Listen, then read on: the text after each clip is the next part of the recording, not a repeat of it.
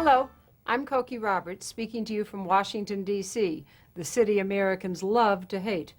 I work here among all the symbols of big government, Congress, the Supreme Court, and of course the ever-popular Internal Revenue Service. The film you're about to see recreates one of the greatest debates in all of history, a debate about what sort of government this country would have, or even if it would be a country at all. It took place over 200 years ago. You see, the suspicions Americans have about strong central government go way back. Take a look at the time. The revolution had been won. The country is called the United States, but the states are not really united.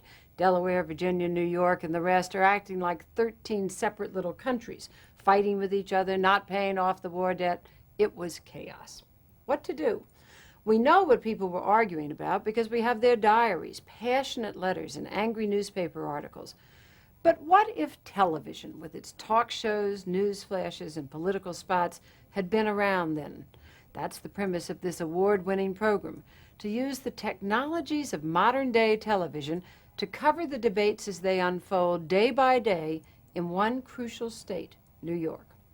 You're going to see a lot of white men doing this debating. Although women and blacks fought and died in the Revolution, they were excluded from the political process. That's an old story, too. So let's take away the periwigs and quaint language. Let's dress our ancestors in jeans and three-piece suits and see how they pulled it off, how they argued over 2 centuries ago the case for becoming a nation. You are tuned to the voice of free America, the Continental Television Network. March 1st, 1787. This is CTN Nightly News. Your host, Walter Cronkite. Good evening. Here in New York, the Continental Congress is broke again. It's been over a year since the delegate from Dutchess County, Melancton Smith, introduced his motion urging Connecticut, New Jersey, and North Carolina to pay their share of the cost of running the government. Commented Smith today, "We're still waiting." In a related story, we've learned that New York State's delegates to the Philadelphia Convention finally have been confirmed. They're Alexander Hamilton from New York, Robert Yates from Albany, and that town's mayor, John Lansing. Alexander Hamilton comments on what they hope to achieve in Philadelphia this summer. Everyone knows that the Confederation of States has been experiencing a variety of difficulties in recent years. Most states do not support Congress, nor do they carry their share of the national debt. And some have even begun openly to have trade wars with each other. We intend to be discussing these issues. New York Delegate Alexander Hamilton. There is mounting fear in Columbia County tonight. Dispersed by the Massachusetts militia, leaders of what has become known as the Shays Rebellion have escaped across the border into New York, causing panic and this reaction from New York's Governor George Clinton. It is a rebellion against all law and order in our society. New York is offering a reward for any Shays rebel captured in the state. The militia, headed by myself, will track down the leaders. New York State will not be a haven for Massachusetts terrorists.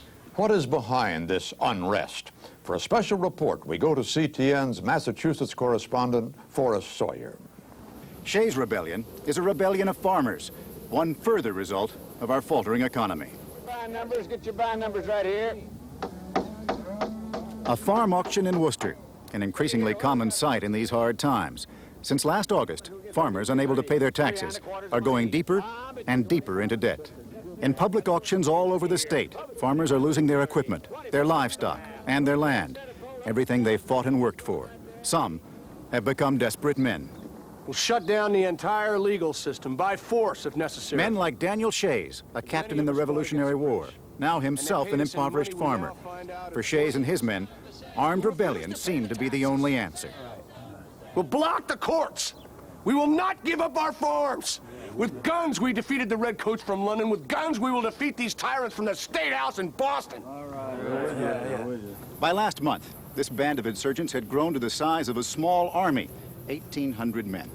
The inevitable confrontation came here, near the Springfield Armory, where the Shays farmers fought the well-armed state militia led by General Shepard. 3 of the insurgents were killed. Many more were wounded. And now the rebellion has been crushed, its leaders dispersed. A bloody ending to the state's most serious civil disturbance. Reporting from Springfield, Massachusetts, this is Forrest Sawyer. For commentary on these events, John Chancellor.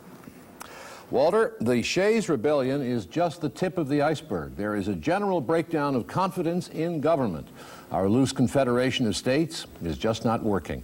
The Continental Congress has become, well, a joke. It has no money or power. We live in very real danger that some hostile group is going to take advantage of our internal chaos and attempt a takeover of the states. Some of our most loyal citizens are so disgusted with the disorder of the last few years that they might well support this takeover. The British will have the last laugh. They've been telling us all along that a government without a monarchy is an unworkable system. I hope for the sake of America, they're wrong. And that's commentary for this evening, Walter. Thank you, John.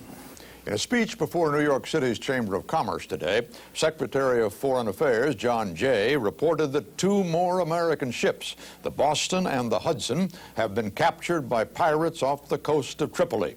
50 sailors are missing and presumed dead. I ask you this question. Would Spain suffer this kind of humiliation? Would Portugal? We're weak. We have no unified foreign policy, so other nations spit on our flag. Weakness at home is danger abroad. And finally tonight, do you know this animal? This is a familiar sight to residents of New York City. But for some irate citizens, Porky should stay off the streets and in the backyard where he belongs. So then we will fight, left and right, left and right. If the pigs don't go, then we will fight. New York City has almost 30,000 people, and we still don't have any organized form of garbage collection. And these awful animals eating all the trash. No. This pig. No. That costs money. This is free. What kind of craziness is this? The next thing you know, they'll be out here asking the city to provide them with drinking water and sidewalks and parking lots for their horses. This has got to stop. Al Roker, what kind of garbage can we expect coming from the upper atmosphere? Well, Walter, those pigs are going to have to get out their overcoats because for some of our 13 states at least, the long, hard winter is returning. The temperature in New York City will be plunging down to a bone-chilling 28 degrees. Looking at the map, here's what's going to be causing the cold snap. The trouble is this high here over our northwestern territories, bringing cold air down from British Canada, down around the lakes, and into the entire northern regions of the Confederation, from Massachusetts here to northern Pennsylvania. Cold temperatures with a 10 at Rutland in the independent country of Vermont. There's going to be heavy snow in New York's Indian territories, snow at Whitestown, snow in Canandaigua. Look for a 12-degree reading at Fort Edward, but warmer near the coast at Brunswick and Portland here in northern Massachusetts. It'll stay much warmer south of the front. They'll have sunshine in Savannah and a cheery 50 degrees and 45 at Annapolis in the great southern state of Maryland. In our hot air balloon photos taken earlier today, you'll notice the clouds over the northern states, but by contrast, clear skies throughout the south. At the frontier here in Louisville, Virginia, no clouds over the southwest territories, all the way to the Mississippi and down across the border into Spanish New Orleans and St. Augustine. And looking ahead to the weekend, we're going to call for sunshine and a teeny bit warmer. Walter? Thanks, Al. And that's the way it is. Thursday, March 1st, 1787. I'm Walter Cronkite. Good night. From the Atlantic to the Mississippi, this is the Continental Television Network. It's Trading Eddie's constitutional blowout blitz. Don't have any hard cash? Well, no one does, so let's barter. Trading Eddie guarantees you the best barter deal you'll find anywhere south of Poughkeepsie. Wheat, rye, and barley. Trading Eddie's got 'em. Barbados sugar, ginger, rum, and pickled oysters. Trading Eddie's got 'em too. So come on in. Bring in your extra hemp, buttons, glass, nails, and spikes. You got boots. We got limes. You got stockings. We got gloves, razors, coffee, blankets, and much more. It's Trading Eddie's constitutional blowout blitz. Bring the whole family. Barter it now, because anyone who accepts continental dollars must be insane.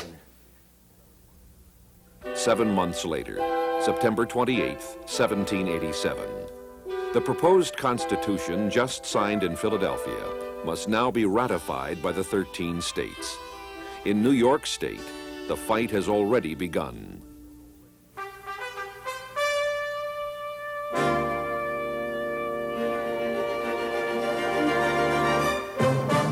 Good evening.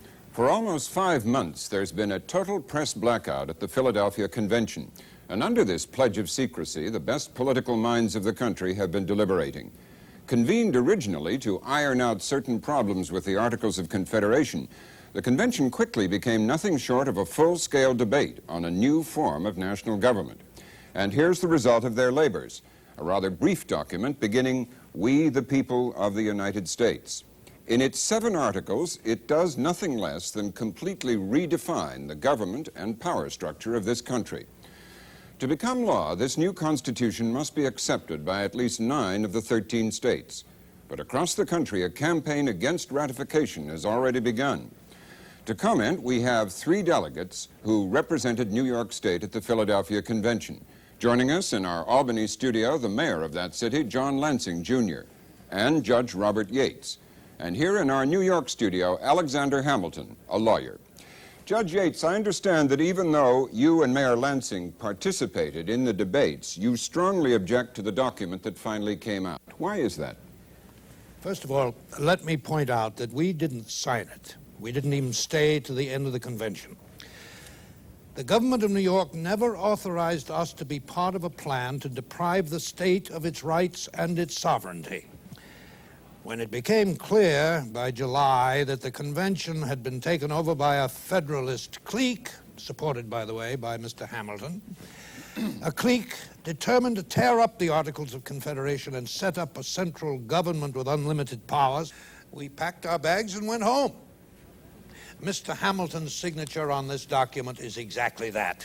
His signature. It does not represent the majority opinion of the delegates from New York, nor, I dare say, does it represent the opinion of the people of New York. Well, I'm sorry, Mr. Yates, that you didn't stick around. The Constitution that we came up with in Philadelphia is an answer to the profound crisis that this country has been going through for the last 10 years. You have to agree, Mr. Yates, don't you, that our country is in serious trouble? The economy, national defense? Absolutely. In fact, I consider it a topographical piece of luck that we have the Atlantic between us and our enemies, because that is the only thing protecting us from invasion. We are in the midst of a terrible depression. Lenders in this country have completely lost faith in this system. It's hardly surprising with you and your friends tearing down the country. We all sat listening to these tales of gloom and doom that you and your cronies were spreading at the convention. What country are you talking about? It's not the Confederation of States that I know. It's not the Confederation that got us through a long war with the most powerful country on earth. We won that one, Mr. Hamilton. Exactly. It's in Mr. Hamilton's interest to create a crisis so that he and his friends can grab power. Mr. McNeil, this Constitution is nothing more than a plot to take away our civil liberties. We shouldn't just vote against this elite who are so quick to take away power from the people. We should send them back up to Canada with the rest of their Brit friends. If you're attacking my loyalty, let me remind you both that I, too, fought side by side with loyal patriots from all the 13 states. Mr. Lansing, gentlemen, I don't think we're going to send anyone into exile in Canada this evening. Let me put this question to all of you, starting with Mr. Hamilton. Is the concept of a central government running a country as large as ours really a workable idea? Yes, Robin, it is. We have a wonderful system of transportation with our wide rivers.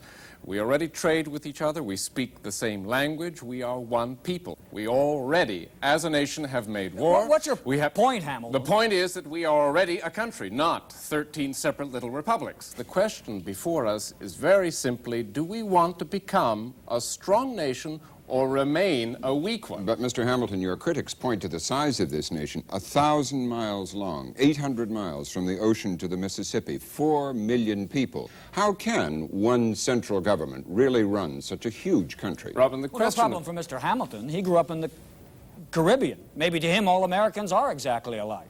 Well, we have different religions, we have different economic interests. We are not the same.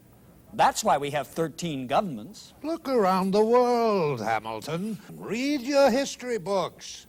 Give me an example of one large country where the common man is not oppressed.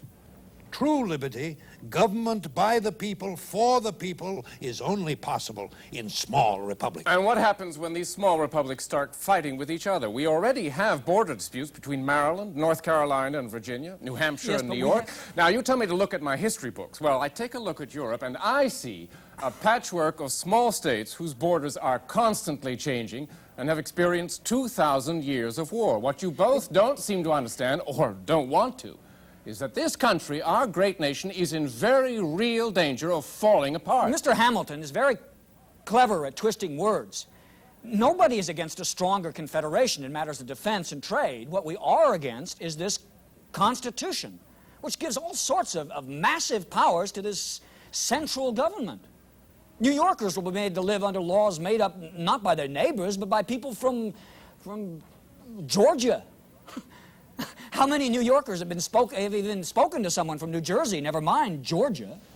Mr. Hamilton, you are asking us to trust politicians with our dearest freedoms, the liberty that our countrymen have died for. Now, we know enough not to surrender with a little ink what it's taken gallons of blood to defend. Fix the Confederation, fine, but forget this evil document. Let's stay small, let's stay local, and let's stay free. And let us, the viewers, stay tuned. I want to thank you, Alexander Hamilton, and in Albany, John Lansing and Robert Yates. In the next 10 months, it will be up to the 13 states to decide, and we will be following their debates from Massachusetts to Georgia. I'm Robert McNeil. For all of us here at CTN, good night. This is the Continental Television Network. The following is a paid political announcement.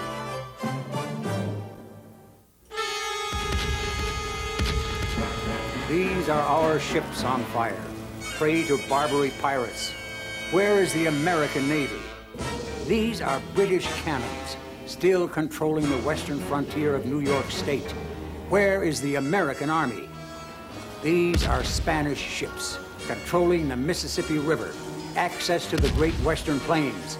Where is the American Coast Guard? We are American states, but we are not united. And around the world, our enemies laugh. A nation without a national government is no nation at all. Vote America. Support your candidate for the ratification of the Constitution. Paid for by the New Federalist Committee. 6 months later, April 5th, 1788. 6 states have ratified the Constitution. New York State will hold its ratifying convention at the end of June. The selection of delegates begins. To ratify or not to ratify? That's the question facing New York voters. Where do New Yorkers stand on the proposed Constitution? It's an issue which will vitally affect the future of their state and the future of their country. Stay tuned for this election special.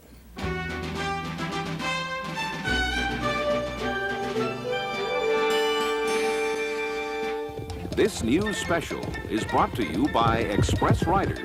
For those letters and documents that just can't wait. Delivered positively, absolutely within 2 months or your money back. The men behind the issues. Your host, Andrea Mitchell. Hello, I'm Andrea Mitchell. The campaign to elect delegates to the upcoming Poughkeepsie Convention is in full swing. We've all heard their speeches and read their campaign slogans. Well, today we meet 2 candidates, Jesse Woodhull and Robert Livingston. We will see the men behind the campaign posters, at home, at work, and at play. His name is Jesse Woodhull. To his neighbors in Orange County, he's an industrious farmer, working his 150 acres of land. Government officials at the legislature know him as a judge and state senator. To his militia buddies, he is Colonel Woodhull, with an impressive war record. For Woodhull, the science of politics is just common sense. Judge Woodhull, tell us, just why are you against a strong national government? Well, no man can serve 2 masters. So what's it going to be? State government that we can control, or this all-powerful national government the Constitution's going to set up? When it comes down to a fight, I'll tell you where me and my neighbors are going to stand. Yeah, I've worked hard for what I've got here. 31 years ago. Got down my first tree on this land. Except for a war or two, I haven't stopped since. This all belongs to me. No tax collector, no constitution, no national government is going to take it away from me and my kids. Robert R. Livingston, Chancellor of the state of New York, with a very different point of view. He helped draft the Declaration of Independence, was elected to several terms in the Continental Congress, where he was Secretary for Foreign Affairs. He's a patriot, an orator, a large landholder, and a very wealthy man. Chancellor Livingston, what is it that so upsets you about our system of government under the Articles of Confederation? Well, it really all comes down to this. The wrong sort of people are in government. Narrow politicians looking for short-term popularity, rather than statesmen with long-term goals. The business of government is no longer local. We have a country to run. We need experienced men to lead this nation. Jesse Woodhull, Robert Livingston, candidates with two very different visions of this country. These are the men who may determine the fate of the Constitution. And right now in New York State, feelings against ratification are running high. I'm Andrea Mitchell reporting. 1 month later, May 2nd, 1788.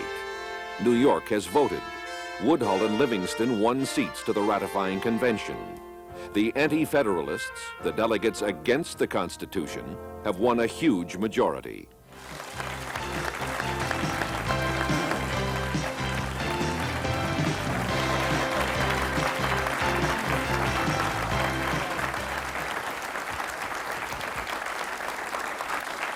This proposed Constitution is 4 pages long and will start a fight in an empty bar. We have farmers mad at city folks. We have neighbors arguing with each other. And there's, in no other state is the passion and the anger appear to be greater than it does right here in New York.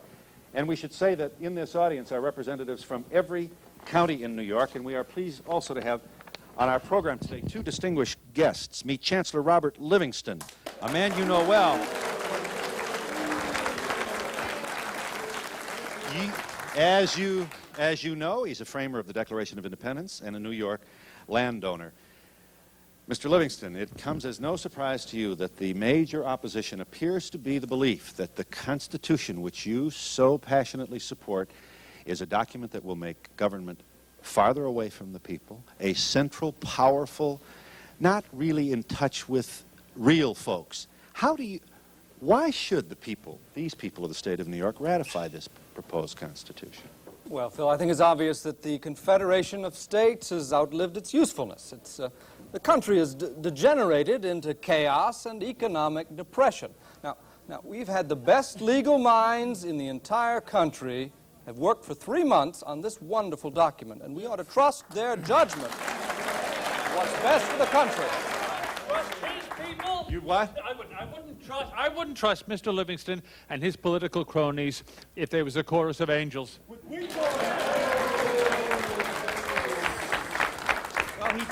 he does have a point, doesn't he? I mean, it is true that before we go jumping down this man's throat, this point ought to be made. This country does have problems.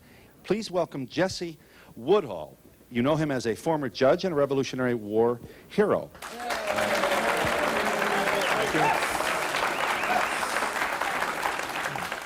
You're against the Constitution. Yes, sir. And you would solve our problems how? Well, as states, we fought the British at Valley Forge, and it seems to me that as states, we can solve our economic problems. We don't need this dangerous new system of government. That's right. Give this gentleman a chance. 10 years ago, we fought the British because they wanted to raise our taxes and take our liberties away.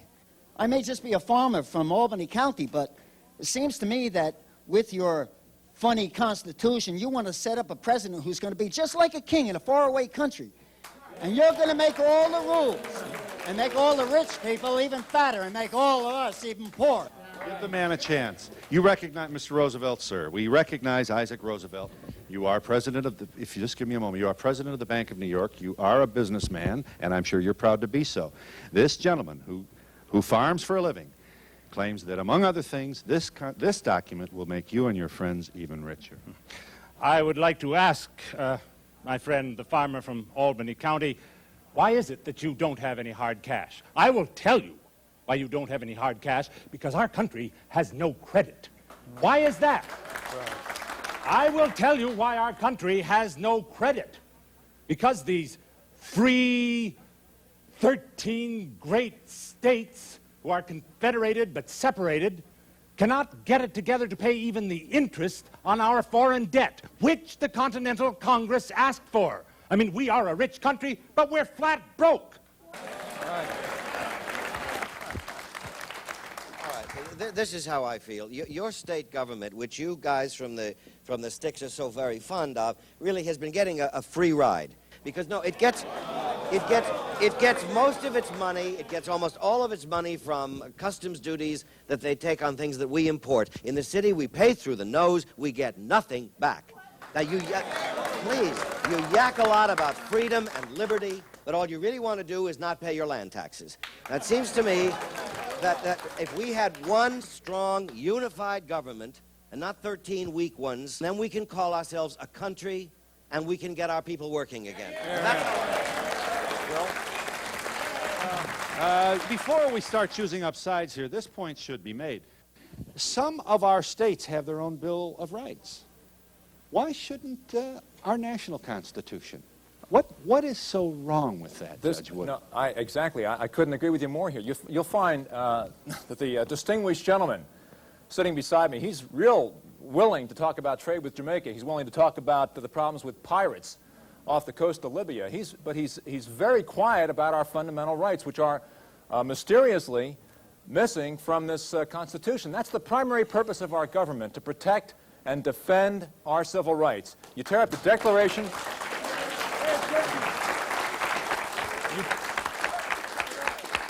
You tear up the Declaration of Independence upon which our country is based. It's not tearing up the Declaration of Independence. It's describing a system of government.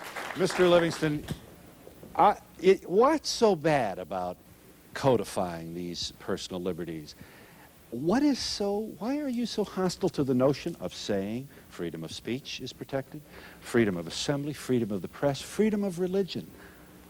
Why not? You could make a lot of these people less nervous if you would consent to a Bill of Rights as part of this proposed Constitution. What's wrong with that? Look,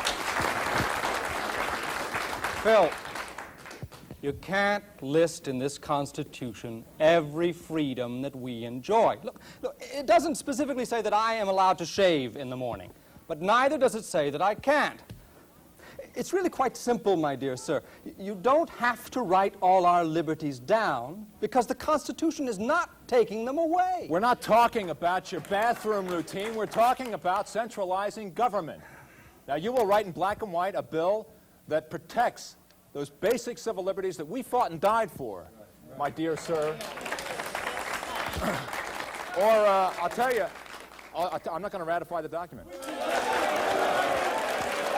Just 1 second. Give us just a moment. Gentlemen, are you afraid of this proposed Constitution? No, Phil, I'm not afraid. I fought in the Revolution. I'm realistic. I'm realistic, that's all. When this debate is over, we're all going to go home, and the men in this city will get down to work. Now, while we sleep, the politicians are going to be voting away our freedom. Now, this is absurd. No, it's men like Judge Woodhull here that you are going to be sending to the federal Congress. Is there some magic transformation that's going to come over him and turn him into a monster? If you're so worried about your freedoms, you'd better start worrying about a government so weak and ineffective that it can't defend them. The states have done well enough. It's this piece of paper that's monstrous, sir. I'm telling you, we, the farmers of this state, are for freedom. And we're going to tear up this Constitution.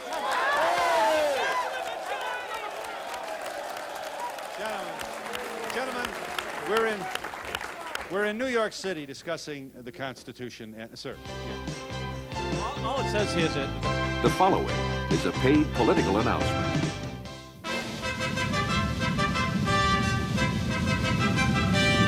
Long live the King of France. Bow down to the King of England. Pay tribute to the Emperor of Rome. And now, citizens, it is your turn. Make way for the King of America. There is a group of people in this country plotting to steal your liberty. They want to rule over America from their so-called capital city. The president will have his castle, and the Congress will be his court. When they take power, it will be forever. You can make sure this town will never be built. Tear down its walls of marble and steel. Support your local candidate against the ratification of the Constitution and for a free, confederated America. Paid for by the Committee for the Articles of Confederation. 6 weeks later, June 18th, 1788. 8 states have ratified the Constitution, but 3 key states, New York, New Hampshire, and Virginia, are just beginning the ratification process. In all 3 states, the Constitution faces strong opposition.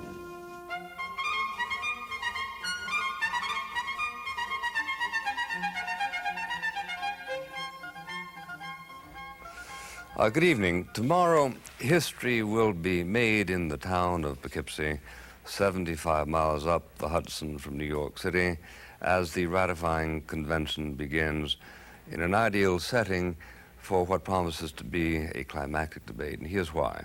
In an exclusive CTN poll of the New York delegates, we established that only 19 unconditionally support the Constitution, whereas over 40 are against the document as written.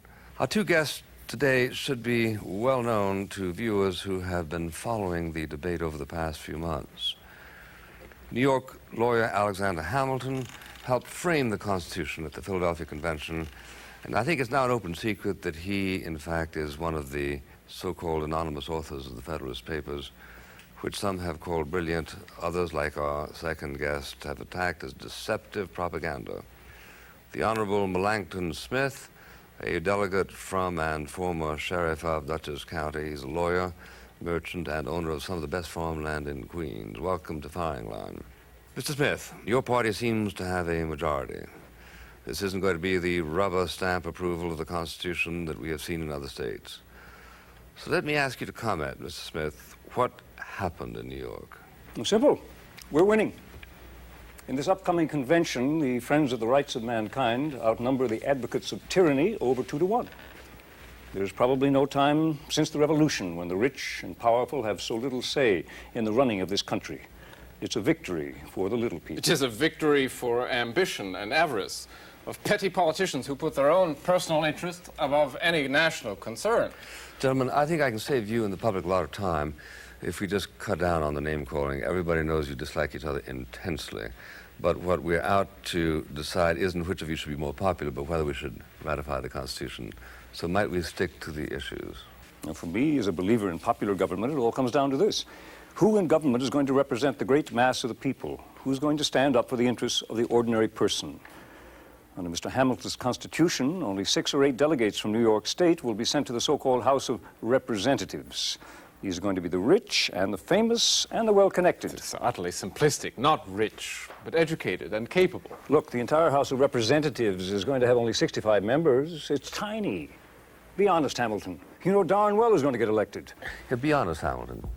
I will be. You're going to get the highly educated and articulate people, but no one with any feeling for the ordinary person. And that's what you seem to have forgotten. Government is for the ordinary person. Do you object to popular government, Mr. Hamilton?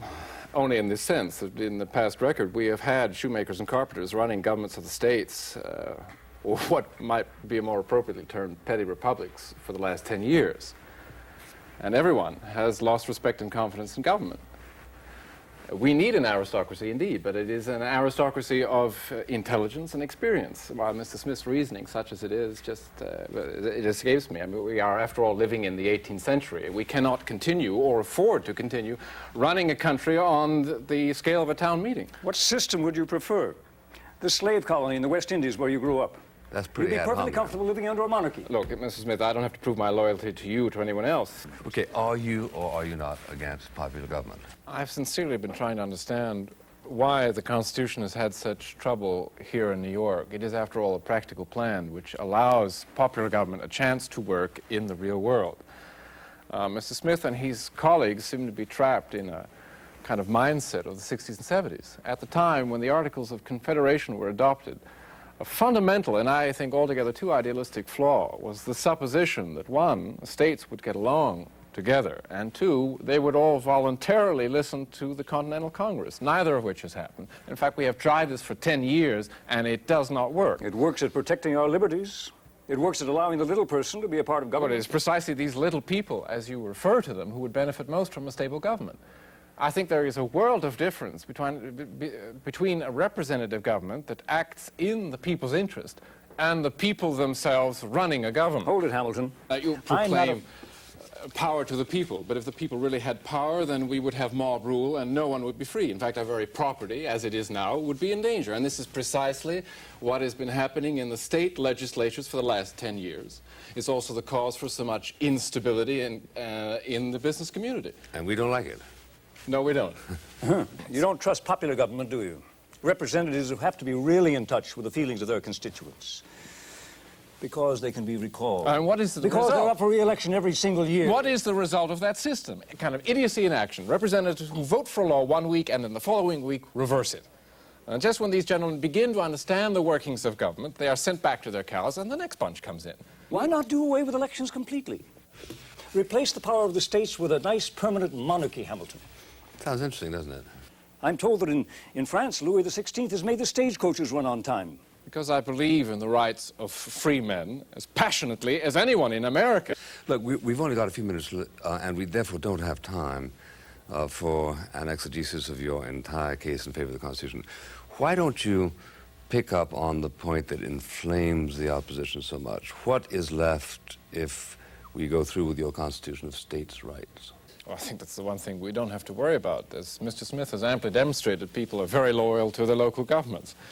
The federal government is not an intrusion on the affairs of individual states. In fact, it is far away from local concerns. England was far away from local concerns. It had tried to impose its ideas. Come on, Smith, the revolution is over.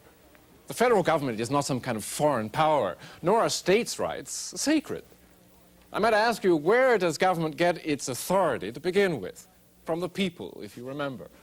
We, the people, have the unalienable right to propose any form of government we choose. We can indeed take some of the power entrusted to the state government and give it to a central one. In that case, the states do not have the ultimate power, nor does the federal government. But the people decide, which is why we have gone back to the people in these conventions, why we are having this debate. A debate which unhappily is over. We must leave with two apparently incompatible positions, which, however, will be ventilated at some length in the ratifying convention. We'll be there with live coverage of these events. Meanwhile, I thank you, Mr. Melanchthon Smith. I thank you, Mr. Alexander Hamilton. Ladies and gentlemen.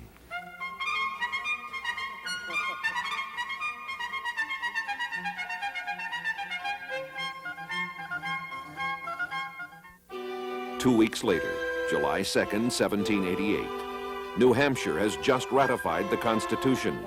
9 of the 13 states have now ratified.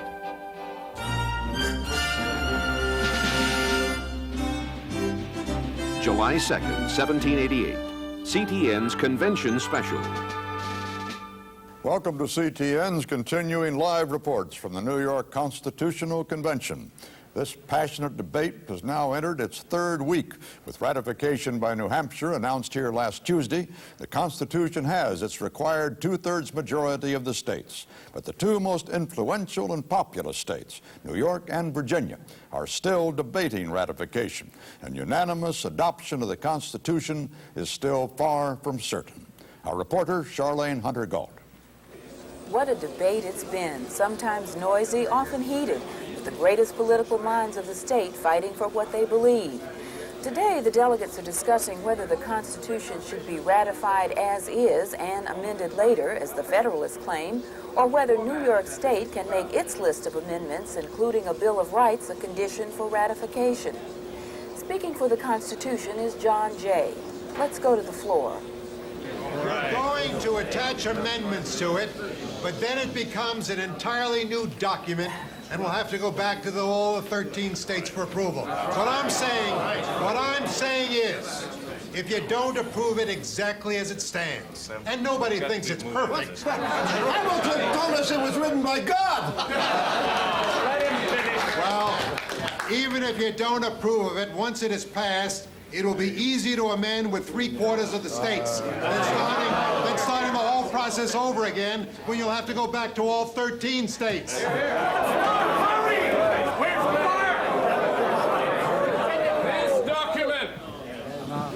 As much the result of compromise as constructive reasoning and debate, is the best that everyone in Philadelphia could unite and agree upon. Do you seriously propose that another convention could come up with anything better? Positions on both sides of the line have hardened, and I very much doubt whether we could agree on anything if we were forced to start from scratch. You are, in effect, deliberately sabotaging national unity by blocking ratification of the Constitution with these prior amendments.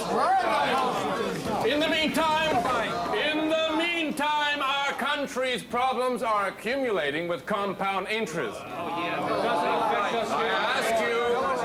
I ask you, gentlemen, to simply have enough trust in your fellow Americans to try something new. Give us all the power now with no guarantees, and then trust us to give some of it back.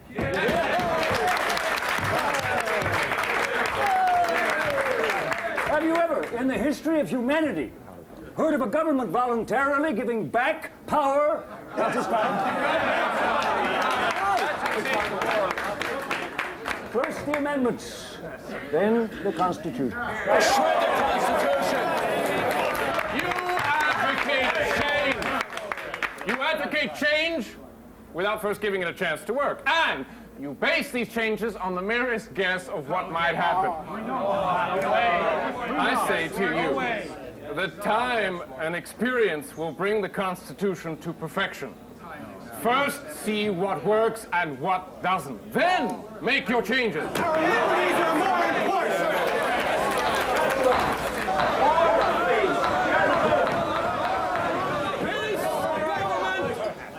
This government is not only a government for us, but for our children's children.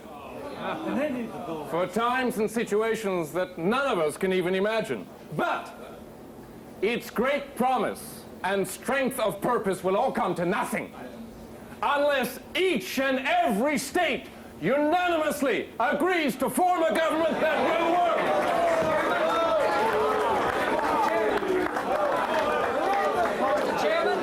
Mr. Chairman.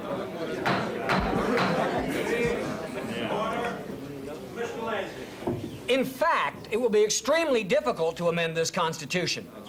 2/3 of Congress, or 3/4 of the states, are required to make amendments. Do you think it's going to be easy to accomplish that? I mean, look how long it's taken us to get this group.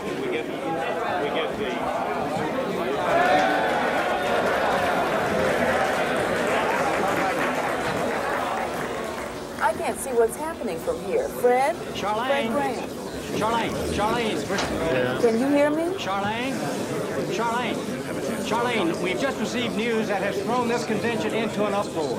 Virginia has ratified the Constitution. It has ratified the Constitution unconditionally. Mr. Roosevelt, is this going to stampede this convention? The only question now is, does New York want to be part of a United States or doesn't it? Mr. Woodhull. Sir. Yes, sir. Does this end the debate? Listen, we saw this was coming, Fred. It doesn't affect a thing. In this state, at least, the majority is backing us, and we will not be pressured into accepting the document until the rights of our citizens are secured. The country needs us. We certainly we need the country, and it'll work out. I promise you. They'll get the Constitution. We will get our Bill of Rights. So the state of Virginia, in population the largest, and in political influence and power on a par with New York, has ratified the Constitution. It now becomes the 10th state to do so, and only New York, North Carolina, and tiny Rhode Island are the holdouts. So now the overwhelming majority of the population supports the Constitution, and it's a whole new ball game in Poughkeepsie. Fred Graham, CTN, at the ratifying convention. It was the 70s. We were young, we were idealistic, and a country was about to be born. Ballads of revolution. Sing them to your children. Relive the battles and the glory in words and music. Ballads of revolution. Golden oldies from an America at war. Don't miss this special offer. These wonderful ballads and more. Beautifully printed and beautifully presented. For your home as a gift. Songs to be treasured for a lifetime. To order this wonderful collection of sheet music, cross the toll-free bridge to Greenleaf Publishing, 1-800 Market Street. Toll-free, 1-800 Market Street. New Jersey, New York, and Connecticut money accepted at par. 4 weeks later, July 28, 1788, the New York Convention is over. July 1788. It's a month that New York State's not likely to forget for a long time. Parades, riots, and that extraordinary about-face on the part of key delegates at the Poughkeepsie Convention. Now that things finally have calmed down, let's stand back from the events and try to understand what's happened in this, the month that shook New York.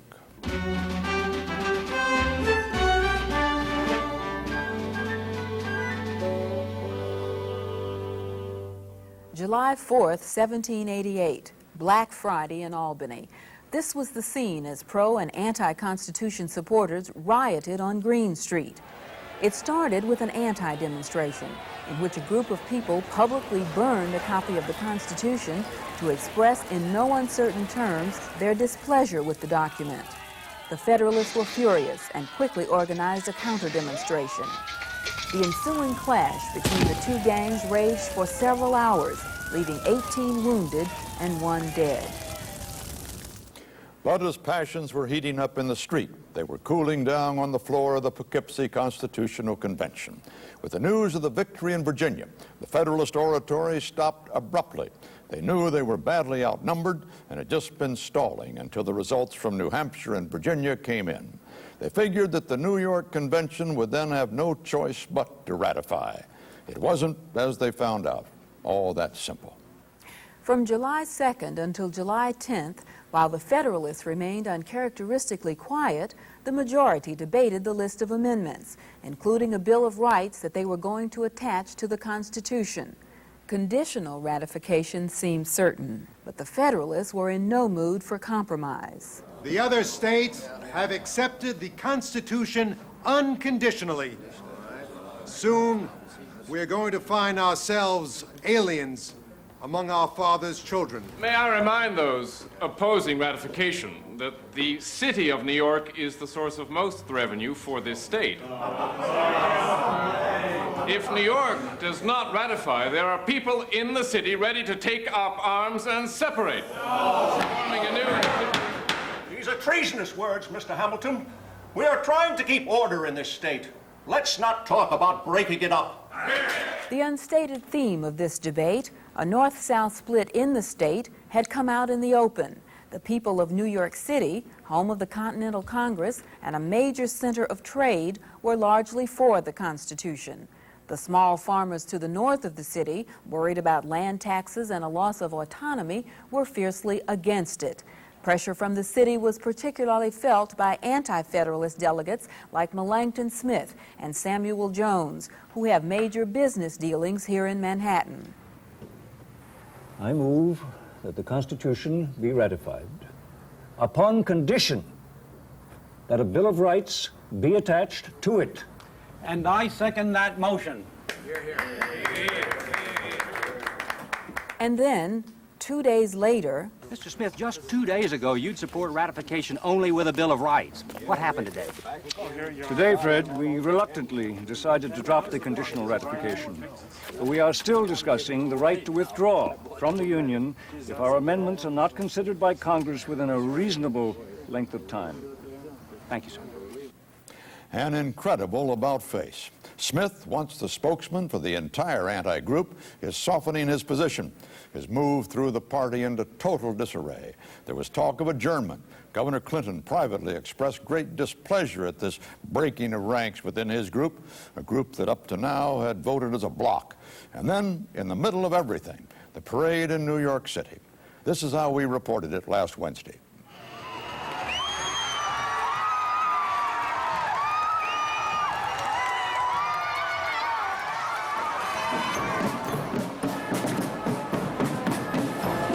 the streets of New York, a huge parade, complete with colorful floats and marching bands, and all with a very serious political purpose. The pretext for this parade was to celebrate the ratification of the Constitution by 10 of our sister states. Its real message, New York had better be the 11th. Mr. Melanchthon Smith, Mr. Samuel Jones, the people are watching you. We want jobs.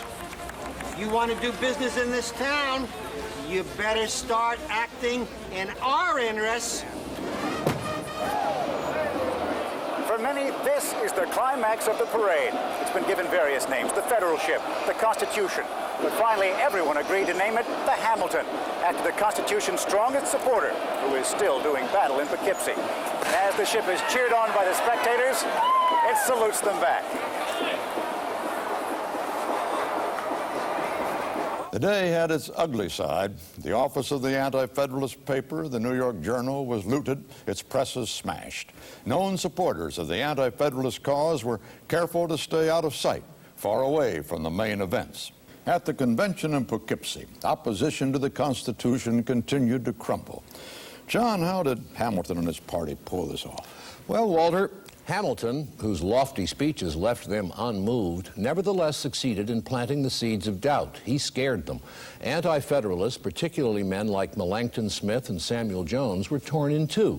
On the one hand, they felt an almost messianic zeal to get those amendments attached to the Constitution, but they couldn't risk even the remote possibility that New York would be rejected from the Union. If this happened, their supporters would turn against them with a fury, and their party would be dispersed, as Jones put it, like sheep on a mountain.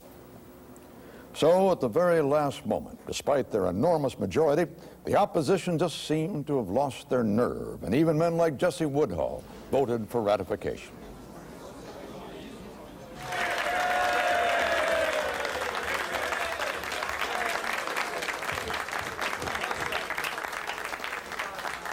Interestingly enough, it was the Federalist John Jay, that great healer, who came up with the face saver, a letter to be attached to New York's ratification urging the states to start a countrywide movement for a Bill of Rights as soon as possible. The letter began, "It was only New York's invincible reluctance to separate from her sister states that convinced a sufficient number of delegates to vote for ratification." Smith put it less diplomatically. It's a change in tactics. We still believe that as a basis for government, the Constitution is radically defective. We still believe in the amendments, including a statement of rights. But to best argue our views, New York just had to be a full-fledged member of this new government right from the beginning. I'm now sure that a Bill of Rights will be strongly supported by a majority of the states. In a way, everyone seems to feel they've won. New York State has ratified the Constitution, ratified it unconditionally, but the voice of the majority has come through loud and clear. Robert Yates, who was opposed to the Constitution right from the beginning, summed up everyone's feelings at the conclusion of the debates. Well, I was against it. I did everything in my power to fight it. Well, we lost. It's been ratified for all the land. Now, the time has come for us to set aside our differences. It's my duty, it's the duty of every American to defend and protect our Constitution.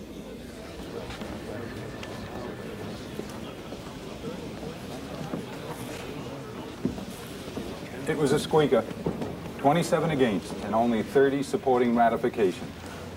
As a state, we accepted the Constitution, but we did so with strong reservations. Reservations which became the basis of the Bill of Rights. Now, history has proven that both sides were right. And out of their arguments came the solid foundations for a new country. A country of a size and power that no one then could have possibly envisioned. A recent biographer of Hamilton put it this way. In 1788, France was ruled by a king, China by an emperor, Russia by a czar, and Japan by a shogun. All of those proud regimes and scores of others have passed into history. In the entire world, one of the few governments that has remained at its basis unchanged is the federal union put together by New York and the other states 200 years ago. Our ancestors, all of them, fought passionately for their different viewpoints, but they were men united in a belief that government by the people means government by compromise. We have survived as a nation precisely because we continue to tolerate the views of the minority in our government by the majority. This is our legacy from the past, and 200 years later, this is what we celebrate today, because that's the way it was July 27, 1788. I'm Walter Cronkite. Good night.